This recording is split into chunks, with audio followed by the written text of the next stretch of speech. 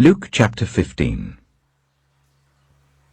Now the tax collectors and sinners were all gathering around to hear Jesus.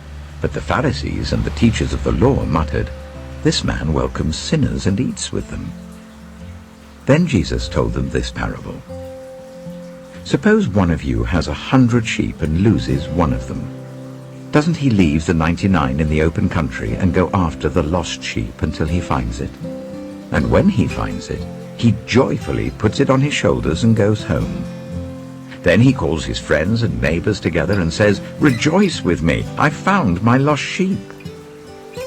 I tell you that in the same way, there will be more rejoicing in heaven over one sinner who repents than over 99 righteous people who do not need to repent. Or suppose a woman has 10 silver coins and loses one. Doesn't she light a lamp, sweep the house, and search carefully until she finds it? And when she finds it, she calls her friends and neighbors together and says, "Rejoice with me, I've found my lost coin." In the same way, I tell you, there is rejoicing in the presence of the angels of God over one sinner who repents. Jesus continued, "There was a man who had 2 sons. The younger one said to his father, 'Father, give me my share of the estate.' So he divided his property between them. Not long after that, the younger son got together all he had, set off for a distant country, and there squandered his wealth in wild living. After he had spent everything, there was a severe famine in that whole country, and he began to be in need. So he went and hired himself out to a citizen of that country, who sent him to his fields to feed pigs. He longed to fill his stomach with the pods that the pigs were eating, but no one gave him anything.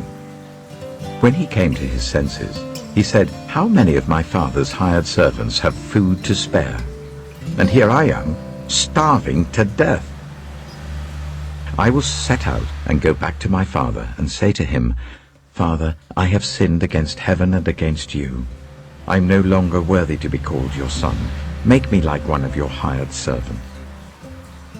So he got up and went to his father. But while he was still a long way off, his father saw him and was filled with compassion for him. He ran to his son, threw his arms around him and kissed him.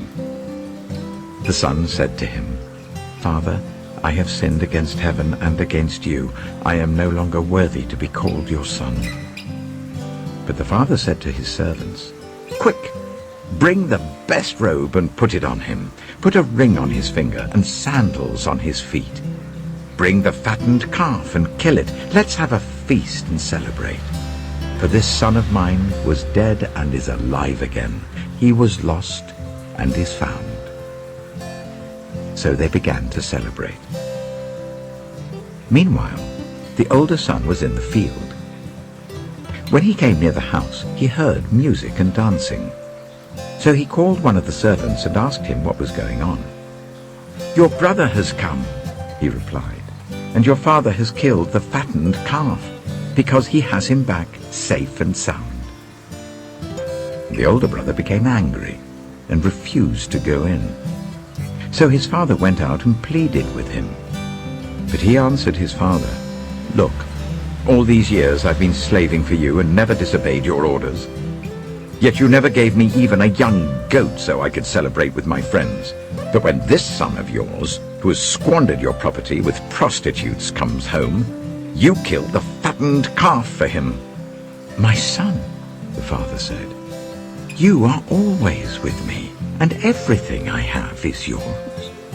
But we had to celebrate and be glad because this brother of yours was dead and is alive again. He was lost and is found.'